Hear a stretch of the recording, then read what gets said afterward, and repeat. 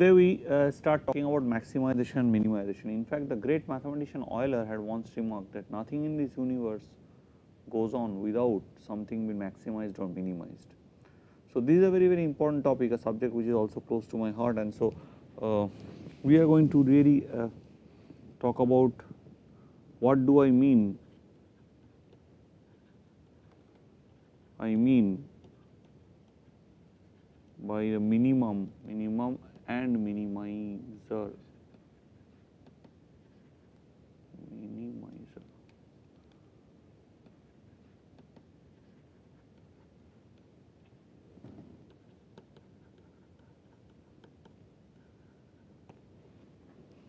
Now, there are two types of minimum concepts. One is a global minimizer, one is a local minimizer. For example, if you take the function y equal to x square. So, this function y equal to x square, which is basically a well known function, and all of you have studied it very well during your undergraduate your high school days. So, at x equal to 0, the function value is 0 and rest it is non-negative. So, x element of R is a global min or global minimum or global minimizer, I would say, if fy is greater than or equal to fx for all x in R. We are now talking of functions from R to R, and we will soon be talking about those functions which are also differentiable. So, now what is a local minimizer? Means a minimizer which need not be satisfying this definition for all y, but for some y which are very near x. Let me have a look at this one. So, now what happens is that look at this function.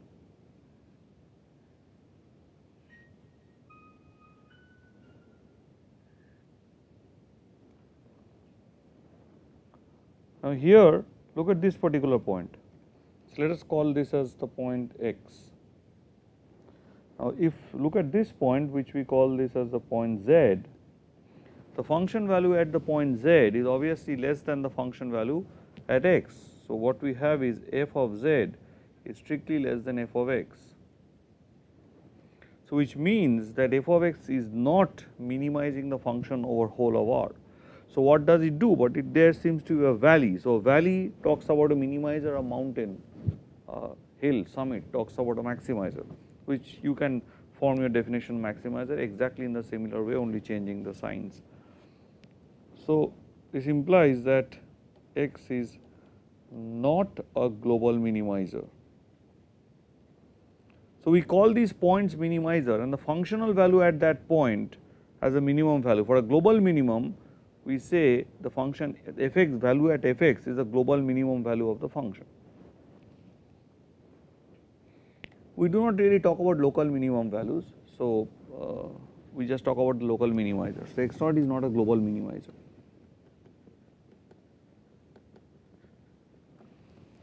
So, when you are going to talk about some points near y, let us look at a neighborhood around x.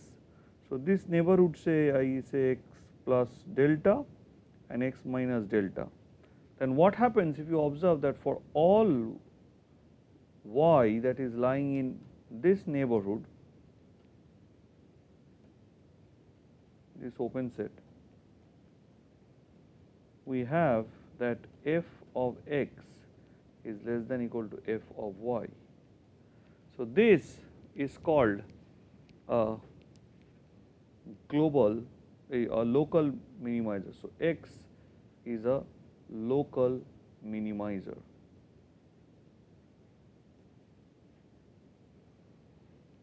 But there has been an interesting concept called strict local minimizer, which actually tends to alleviate situations where a local maximizer, you can look at you can have a problem whose global maximizer may appear as a local minimizer to you. For example, if we let us look at a function of this form.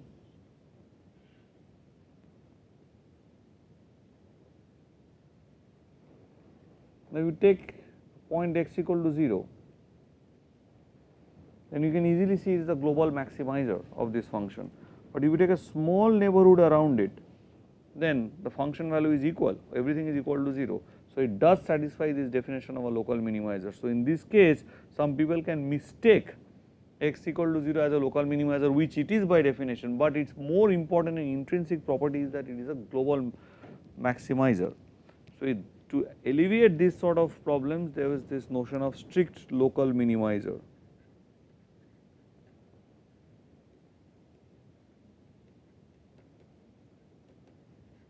Loc means local. So it says that for all there would exist some delta. So this delta is, you have to show such a existence of a delta, right, that okay, you can find some delta and you can construct that interval. So you can find again a delta such that for all y, look, x is also in this interval, all y in this, but y not equal to x, f of x is strictly less than f of y.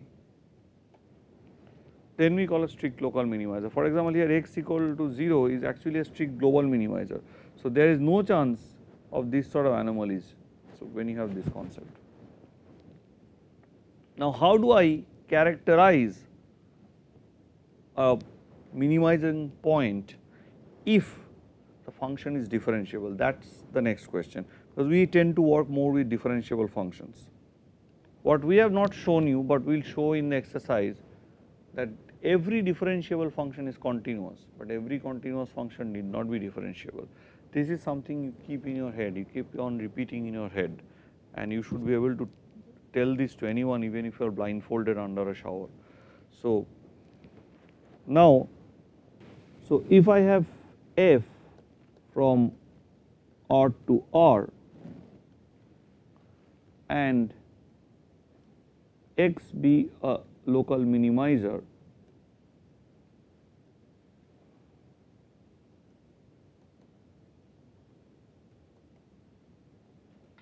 and f differentiable, I am writing for short DIFF, does x satisfy certain character, a certain property? We can show that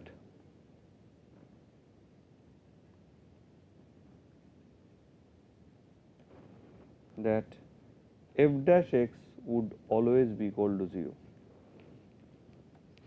But f dash x equal to 0, so this is, so if you have a minimizer, if you guarantee to me that this given point x is a minimizer, local minimizer, then that we can always guarantee that this will happen. But we cannot make the reverse guarantee that if this sort of thing happens, that f dash x equal to 0, I will get back a local minimizer. For example, you take the function f x equal to x cube.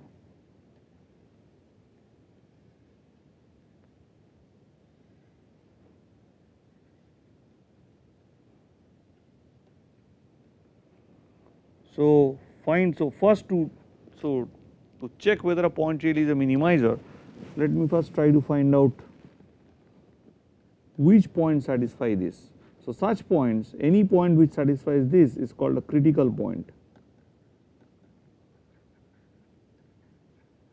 And in the case of f x equal to x a cube, x bar equal to 0 is the only critical point. So for f x equal to x cube, x bar equal to 0 is the only critical point.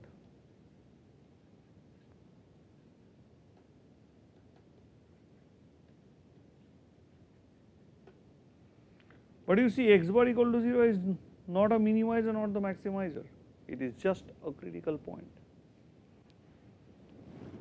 You do not have to really bother about the fact that this is a point of inflection and the curve changes shape from concave down to convex down to convex up and all those things, forget about it.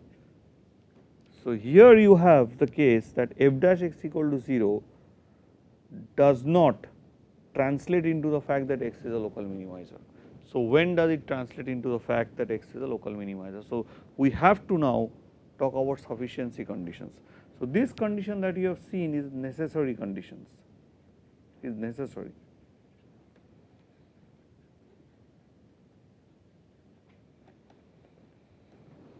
Now, what does this mean? Let us see.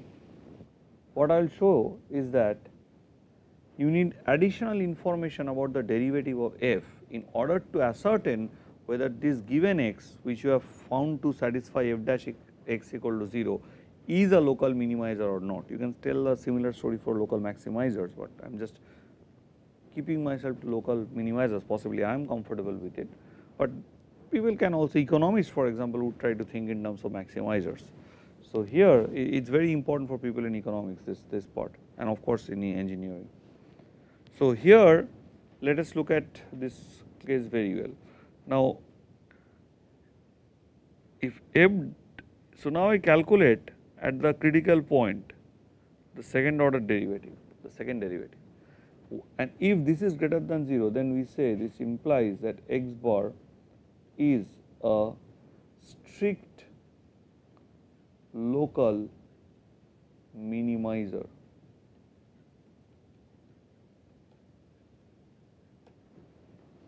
So, this is a very interesting and wonderful fact which seems to give you a huge amount of information. So, let us just take up an example,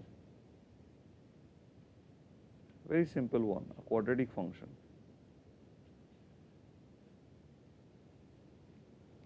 But it might be a laughable thing to those who know convex analysis or convexity, but those who do not know about it, it is something interesting and we will follow this method. So, we want to find, so my question is to minimize fx. So, how do you minimize it? So, my first step will be to know, are there any critical points, because every minimizer has to be a critical point. Suppose there is no critical point, there is no question of minimizer. Every minimizer is a local minimizer is a critical point. So, if there is nothing, no point is a critical point, then there cannot be minimizer. If a point is not a critical point, then it cannot be a local minimizer. So, let us find the critical point by taking the derivative of this. The derivative of this is 4x plus 1 and that is equal to 0. So, that would imply that x bar for example is equal to minus 1 of 4th. Now, I would tend to, so the only possible critical point is this one. Now, let us see what is f double dash x. F double dash x here is 4. So, it does not matter whatever be your choice of x, f double dash is 4. So, which means f double dash minus 1/4 is also 4 and that is strictly greater than 0. That would imply that x bar equal to minus 1/4 is a strict local minimizer. In this case it is global, but I would not go into the explanation of those things. It is a strict local minimizer.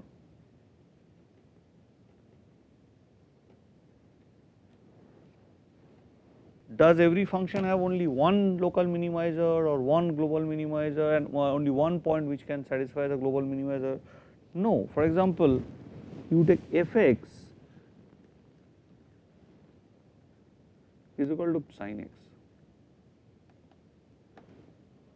and I want to find at which points this has a minimizer, local, global, whatever. So, the function values are of sine is if you take x in radians, then it is varying between plus 1 and minus 1. So, what happens, so and I know that what are the points where you have plus 1 and what are the points where you have minus 1. So, what are the points, or you can also try out this example later on, if x is equal to cos x. So, what are the points where you have f to be plus 1 and f to be minus 1?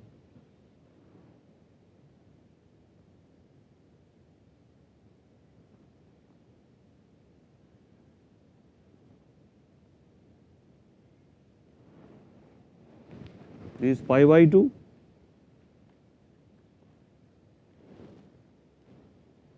this is pi, this is 3 pi by 2.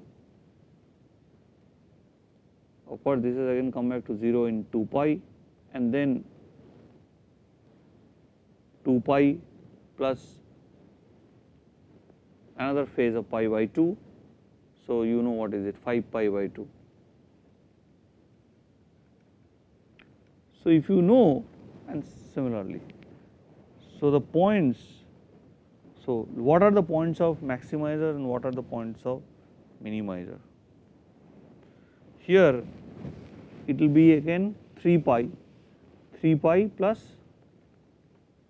pi by 2. So, 3 pi plus pi by 2 would be, so pi 0 pi 2 pi 3 pi, and 3 pi plus pi by 2 would be 7 pi by 2. So, let's look at the position.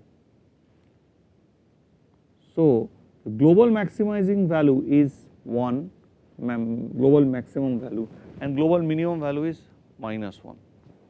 So, now if I take the set of solutions, that is the minimizers, then that exactly equals to what? What would be the minimizers? They would be of the form x, such that x is equal to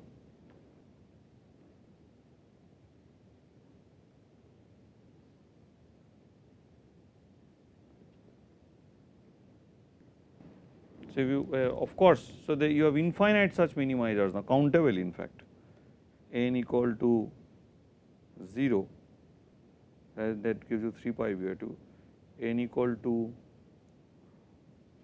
1, that gives you 5 pi by 2. So, n equal to, so if you take the next minimizer, it is 7 pi by 2. So, see how we do the math. So, if I do, I have to put 5 here. So, or so we are doing some experiment. Suppose we had put 2n plus, now okay, we say okay 2n plus 5, let us see, will this work? So, I put n equal to 1, I put n equal to 0, then I have of course 5 pi by 2. You see, so this thing is not working. So, what should I do? Let me just try out 2n plus 1, and to try out this I have n equal to 1, I take the odd numbers, n equal to 3, n equal to 5 and so on.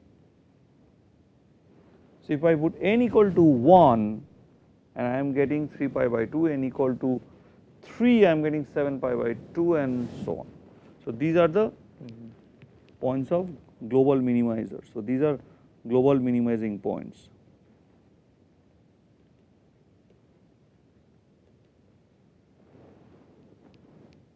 So, now, but now if you want to have f double dash x, sorry f dash x of this, you have to have your function will be cos of x. So, you have to find cos of x equal to 0. So, you have to find a solution to this equation. But for cos of x equal to 0 does not mean that each and every point would be a minimizer. So, you then have to take f double dash x, and that will give you minus sine of x. So, you have to see for what x among the solutions of this equation, for what x this value would become strictly positive, then you take it as a minimum maximizer. What x, if this value f double dash x becomes strictly less than 0, then it becomes a maximizer. So, it has to be very careful that there can be many points which are local minimizers and global minimizers. So, that is a very important idea. But it is not that every function that I give you will have sort of minimizer or maximizer. For you just saw f(x) equal to x cube. So, you take for example a function which is increasing, it is a strictly increasing function. If you look at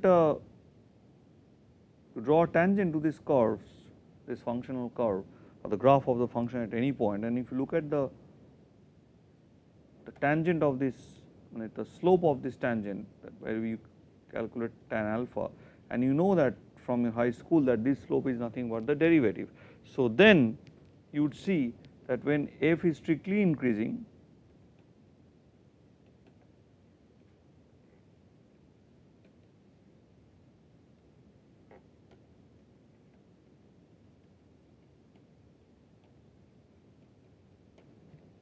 so we do not actually have a minimizer in this case, it just goes up or goes down. For example,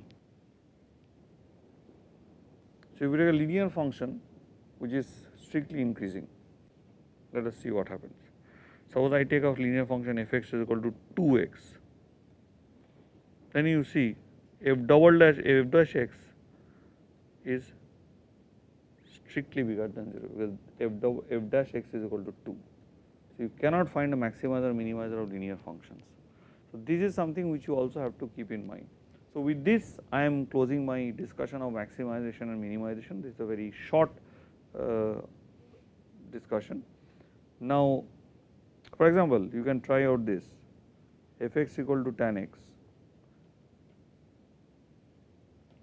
Can you find sets of maximizers and minimizers? Can you find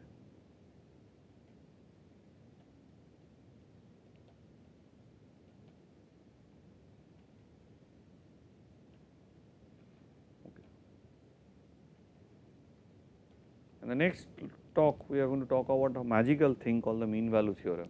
We are going to give a lot of examples of how powerful that notion is, and that also comes by using the derivative. What we are trying to do, once we know the function is differentiable, we are trying to approximate the function value at a given point using its derivative at some point nearby, and that is a fundamental tool of calculus which you really have to know. The idea of the next talk is following. If you have information about the derivative and if you want to know something about the function, you have to use what is called a mean value theorem, and that is what we will harp on in the next talk. Thank you very much.